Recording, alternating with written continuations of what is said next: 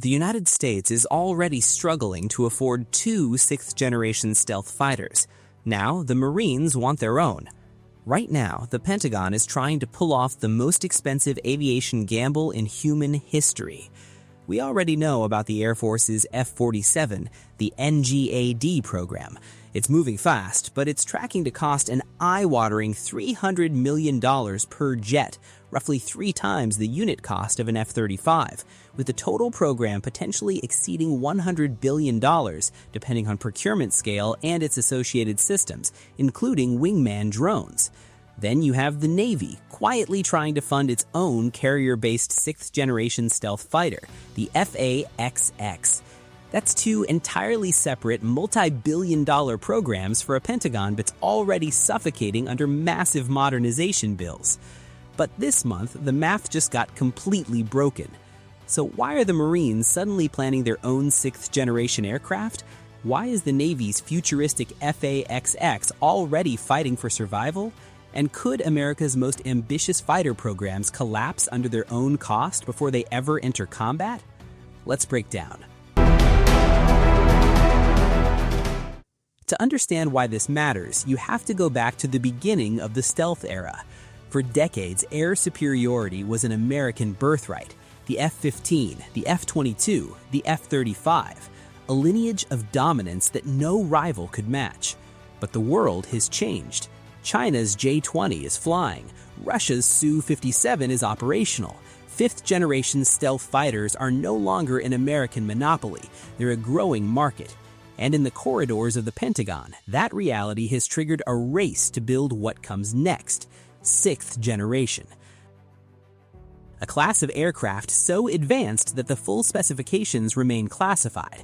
Aircraft that operate in contested airspace where no pilot or no enemy radar should be able to see them. The Air Force moved first. Its Next-Generation Air Dominance Program, NGAD, produced the F-47, which President Trump publicly unveiled in early 2025, the first 6th-gen fighter to be named, a machine designed to make every threat on Earth irrelevant. The Navy followed, pursuing the F/A-XX, a carrier-burn 6th-generation fighter, built to dominate the Indo-Pacific from the deck of an aircraft carrier. And then came the Marines. The U.S. Marine Corps just raised their hand and announced they want a piece of the 6th-generation pie, too.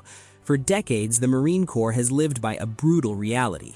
They fight first, they deploy fast, and they operate where others can't. Small island runways, amphibious assault ships, forward bases just miles from enemy missiles.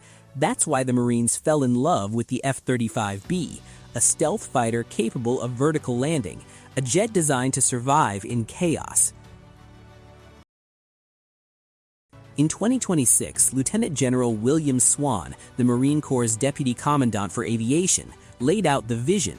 The Marines want their own 6th-generation aircraft, a platform entering service after 2041, not to replace the F-35, to augment it.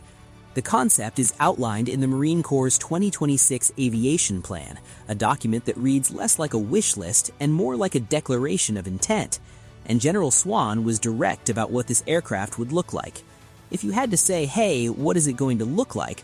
I think it'll look a lot more like what the Navy's doing because we still fly off the carriers. We are part of the Department of the Navy. That's not a coincidence. That's strategy. The Marines and the Navy share carrier decks. They share logistics chains. They share threat environments across the Pacific. It makes sense, operationally, logistically, financially, for the Marine Corps to align closely with the F/A-XX rather than spin up an entirely independent platform. Think of it like this. The Air Force is building a land-based Predator. The Navy is building a carrier-burn Hunter. And the Marines want a version of that Hunter they can call their own, one that survives in the most dangerous airspace on Earth and lands on a ship. But there's a problem that cuts to the heart of every 6th-generation program in the United States. The money. Conflict. The funding war. Here are the numbers, and they're staggering. The NGAD, the Air Force's F-47, is projected to cost approximately $300 million per jet, roughly 3 times the unit cost of an F-35. The total program, including wingman drones and associated systems, could exceed $100 billion. The Navy's FA-XX doesn't even have a firm unit cost yet, but analysts expect it to land in the same neighborhood, hundreds of millions per jet. Now add a third program for the Marines, and you start to understand why the budget conversations in Washington have become so tense. In the FY 2025 budget cycle, the Navy proposed delaying FA-XX development entirely just to free up funding for near-term readiness and shipbuilding. Not canceling, delaying, because even that was too expensive to run simultaneously with everything else. By FY 2026, the Navy requested just $74 million for FA-XX research and development. Compare that to the Air Force's $3.4 billion request for NGAD in the same budget cycle. That's not a funding gap, that's a chasm.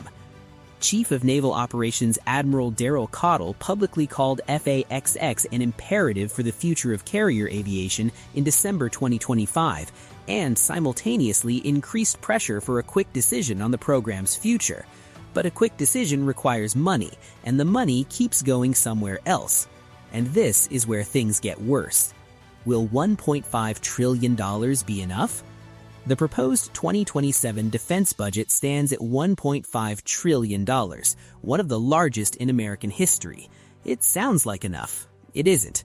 That figure includes approximately $1.1 trillion in discretionary defense spending, with an additional $350 billion expected through budget reconciliation, a process that still requires congressional approval, still faces political opposition, and is anything but guaranteed. And that $1.5 trillion has to cover everything. The B-21 Raider stealth bomber is now entering production. The Sentinel ICMB program, replacing the aging Minuteman III nuclear missiles, is consuming billions. The Navy is desperately trying to expand its shipbuilding capacity to stay competitive with China's rapidly growing fleet. And every branch of the military has to maintain current readiness while preparing for the future. The Pentagon isn't short on ambition, it is increasingly short on runway. Every dollar that flows to NGAD is a dollar not flowing to FA-XX. Every delay in FA-XX is a constraint on whatever the Marines eventually build. The 3 programs are not independent. They are competitors for the same finite pool of resources. And the Marines, by their own admission, are 5 to 10 years away from making a final decision on their platform. General Swan was candid about the timeline. We want an all-Block 4 F-35 fleet, and that's probably going to take another 10 years, so we're probably 5 to 10 years away from ultimately making that decision. 5 to 10 years. In that time, the FA-XX program, the program the Marines intend to mirror, needs to survive its own budget battles, complete its down-select, begin development, and achieve stable funding. None of that is guaranteed. But the hidden danger that almost nobody is talking about. The Marine Corps isn't building from scratch. Their future fighter depends almost entirely on the survival and success of the FA-XX. If the Navy's program stalls, if it gets delayed again, defunded again, or restructured into something unrecognizable, the Marines don't have a fallback. They don't have the independent budget to develop a new platform from the ground up. They don't have the political capital to fight the Air Force and the Navy simultaneously for procurement dollars. What they have is a concept, an aviation plan, a general saying the right things at the right time, and an F-35 fleet that won't be fully modernized for another decade. The Marines are, in the most literal sense, betting their future air power on a program that has spent years struggling to secure consistent funding. That's not a criticism. That's the reality of what happens when you try to field 3 6th-generation fighters in the same generation. Something has to give. Step back for a moment, because this isn't just about budgets and programs. This is about the future of American air power in a world where China is building fast, building smart, and building cheap. While the United States debates whether it can afford 3 6th-generation programs, China's PLAF is scaling its J-20 5th-generation fleet at a pace that has alarmed American analysts. Estimates suggest China could field hundreds of J-20s within the next decade. numbers that no amount of technological superiority can ignore forever. The F-47, the F/A-XX, the future Marine platform, they aren't just weapon systems. They are strategic signals, messages to Beijing, to Moscow, to every capital on Earth watching American military investment. A fully funded, fully fielded 6th-generation fleet tells the world that American dominance is not fading, it is evolving. A program that stalls, a procurement that gets cut, a Marine Corps still flying upgraded F-35s in 2045 when a peer adversary is flying something newer? That tells a very different story. 3 programs, 3 visions, one question that the United States cannot afford to get wrong.